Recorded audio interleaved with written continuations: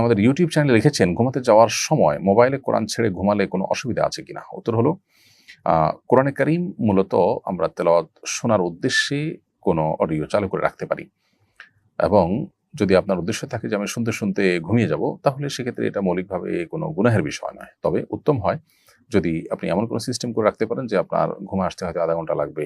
তো নির্দিষ্ট সময় পর্যন্ত তেলাওয়াত চলল। আপনি মনোযোগ দিয়ে সেটা শুনলেন, শুনতে, শুনতে ঘুমিয়ে পড়লেন। এরপর এটা নির্দিষ্ট সময় বন্ধ হয়ে গেল। সেটা হলে ভালো।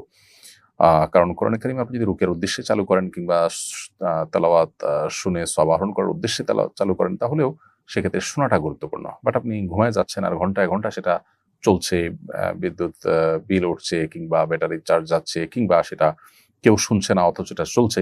তো এরকমটি করা অনুত্তম। যদি এরকম করেন তাতে গুনাহ হবে না। কারণ কোরআন তেলাওয়াত চালু করার সময় কেউ যদি হইচই না করে, অসম্মানজনক কিছু না করে, তাহলে মৌলিকভাবে এমনিতে কোরআন তেলাওয়াত চললে যে গুনাহ হয় ব্যাপারটা সেরকম না।